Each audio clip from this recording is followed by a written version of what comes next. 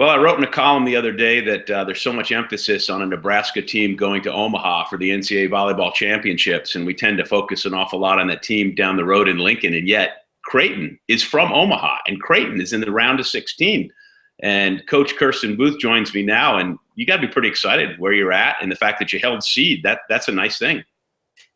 Yeah, we're really excited. It's our first time in the Sweet 16, so it's a big milestone for our program, and we're taking it one match at a time.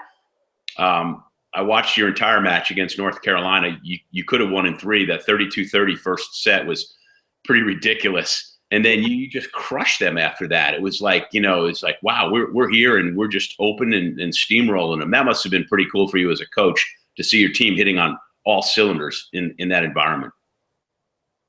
Well, it was great in a couple different reasons. First of all, we played pretty tight against a good Coastal Carolina team the night before. So I thought, the Monkey, even though we were a seed, North Carolina's, top 25, we were not. So we tried to take the pressure off the team for that second round.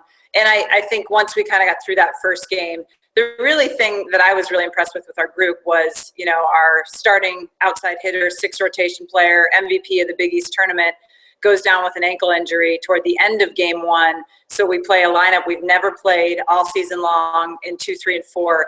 And this team didn't skip a beat and played great. So that was really rewarding. Yeah, and you have young players who obviously don't get rattled. Like we were talking before we started this interview about Jaylee Winters. Not only a really good player, but in your post game, somebody said something to her and she goes, yeah, all I do is win. She's not lacking in confidence, eh?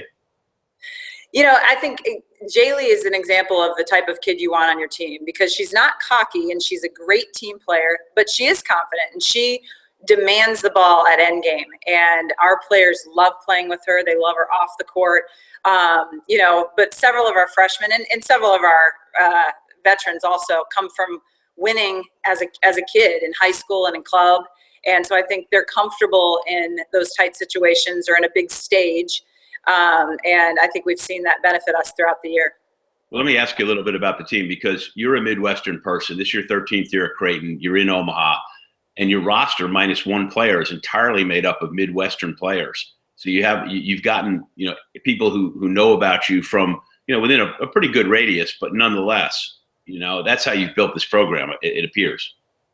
Yeah, definitely. And in fact, when we got here 13 years ago, our first recruiting class was all Nebraska kids. Now we look a little bit more national.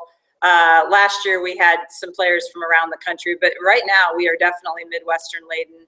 I kind of have a philosophy, our staff has a philosophy, we start at home and then we work out. I think as the program has continued to develop, we're able to get kids from around the country, but luckily, we're in a volleyball hotbed in the Midwest and there's a lot of talent here.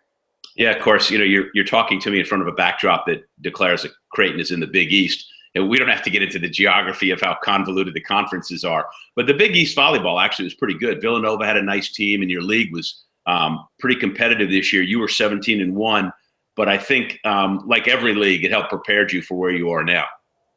Yeah, absolutely.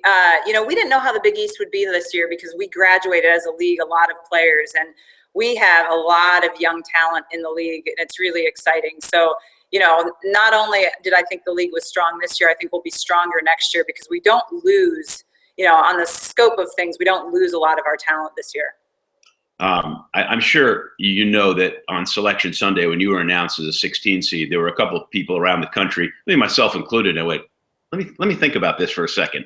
And so the fact that you beat Coastal Carolina, you beat North Carolina so handily, and as I opened with, you held seed. And that's good. And I think in the NCAA tournament, like in any sport, whether it's the men's basketball tournament where we all get, fired up about March Madness, I call this our version of March Madness. Well, now, be careful what you wish for. Of course, you got Southern Cal, which you've played, and you know how good they are. So if you would talk a little bit about playing them on. We played a really rigorous non-conference schedule, as I'm sure you're aware, and we did see USC earlier in the year. I thought at that point they were the best team we'd seen in the non-con, so our respect for them is great. I think we're a different team at this point. I think they're a different team at this point. Obviously we have great respect for them and know that we're going to have to play a great match, but at this point in the season, anything can happen, and that's the philosophy that we're going to take. We know Bricio has continued to have, she tore us up at the beginning of the season, and she's continued to do that all year. And, looking at her numbers from the weekend, she's continuing to do that. So, we look forward to the opportunity to go out there and not play perfect ball, but I think play good quality Creighton volleyball, and I think some good things can happen. Well, it's worth pointing out a couple of things. The first is that you had injuries the first time when you went and played them, and that's 3 months ago. And yes, you're right. You're definitely a different team, and they're a different team. And then I loved your quote. I think it was you who said, "We're not going out there to go sunbathe." I think we are, going back to our injuries, we have a totally different lineup. So that's absolutely the case. I've always said, if you get to this point in the season, anything can happen. So, we won't be approaching Friday night differently than we approached Coastal Carolina. We'll prepare for the next match. We always have a one match at a time philosophy. And, every time you go onto the court, you have the expectation to play at your highest level, and you hope that you can come out with a win. And that's what we'll do on Friday night. All right, I'll get you out of here on this with what I opened with, which was, everybody talked about how crazy it would be in Omaha if Nebraska gets to play there. How crazy would it be if Creighton gets to play there? Well, I go back to one match at a time. I'm not worrying about that yet. It's all about, we've got to play a very, very tough opponent on Friday night, and that's our focus. And, just as last week people asked us about San Diego, and we were completely focused on what we needed to do in North Carolina, that's the same approach that we'll take this Friday night. I would expect nothing less, but you have to let me ask. Kirsten, thanks so much for joining us, and have a great trip, and good luck to you. Thanks so much for having me on.